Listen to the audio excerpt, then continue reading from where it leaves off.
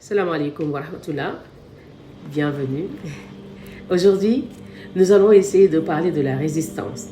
La résistance, ce caractère d'être humain qui, dès lors que quelque chose ne va pas, se met à résister et à refuser et à dire pourquoi. Je ne veux pas de ça. Pourquoi moi? Pourtant, j'ai pas fait ci. Pour ça, voilà, c'est pas la solution.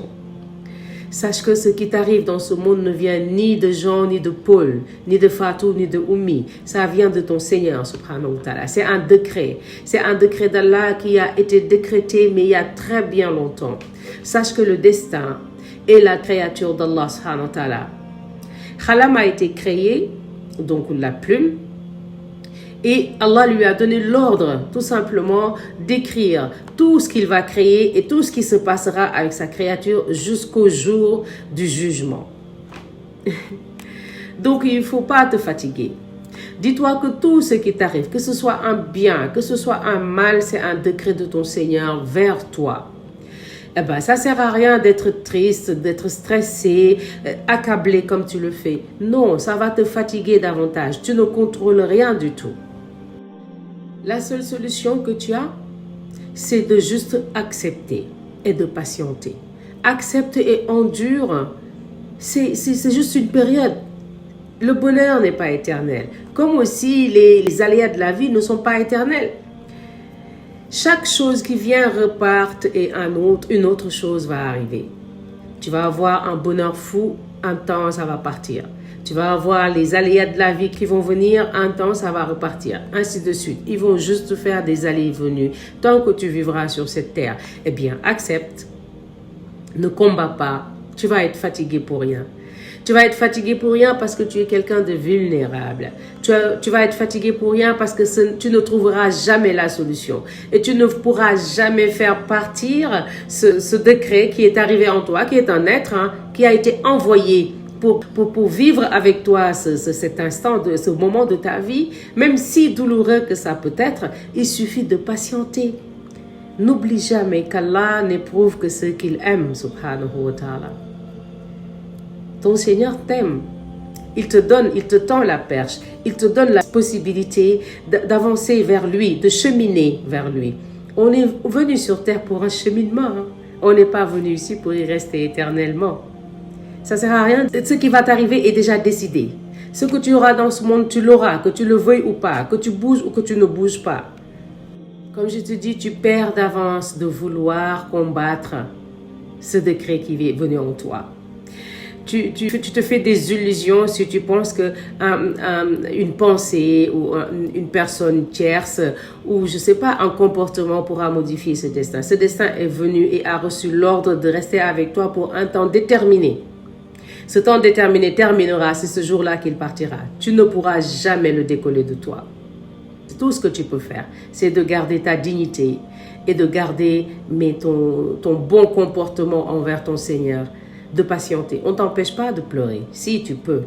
On ne t'empêche pas de ne pas avoir faim, d'avoir cette boule-là au ventre ou dans la gorge. Tu peux, tu n'es qu'un être humain. Mais fortifie-toi à aller de l'avant, à aller vers ton Seigneur, à pratiquer le zikr, à être tout le temps avec tes ablutions. Oui, très important. Et tout le temps te rappeler des bienfaits d'Allah subhanahu wa ta'ala sur toi. Attention, à chaque fois qu'on est dans une épreuve, il y a le démon qui arrive avec ses waswas dans nos cerveaux. Allah t'aime pas, tu sers à rien, regarde ce qui t'arrive. Tu vois, si tu avais fait ci, si tu avais fait ça, il commence à te rappeler que des choses ignobles qui se sont passées dans la vie.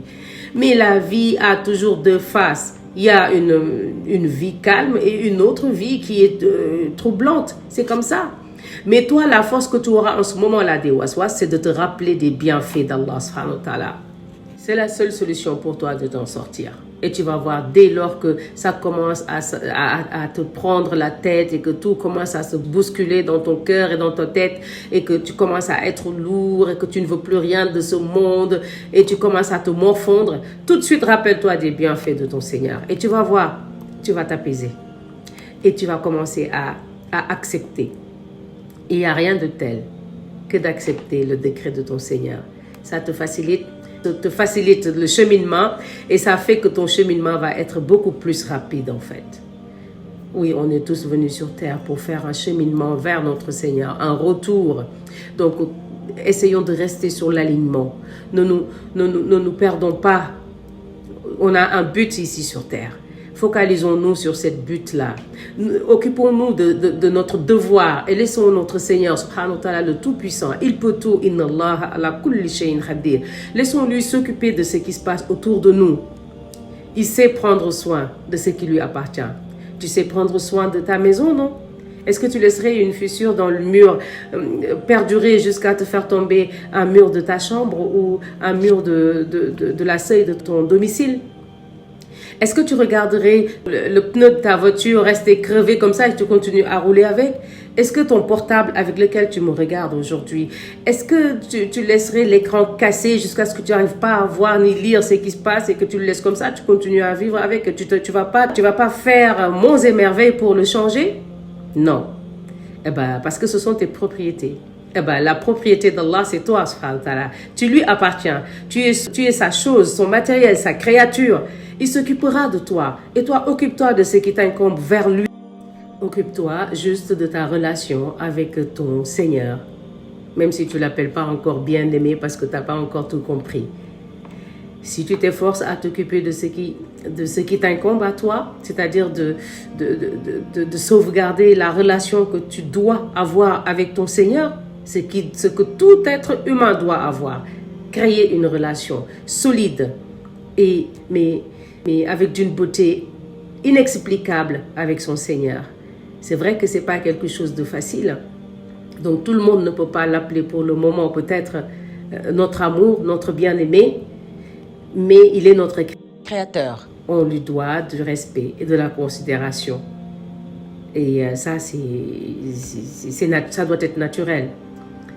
Ça ne sert à rien, en tout cas, de pratiquer la résistance. Ça te fatigue plus et ça te fait faire des erreurs qui vont encore rallonger, en fait, cette épreuve sur toi.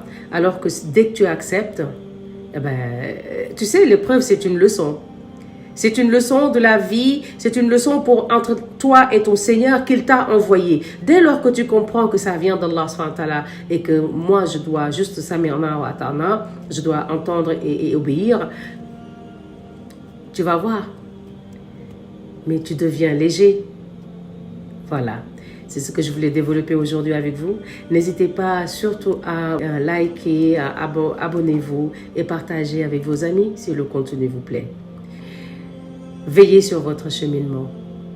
À bientôt.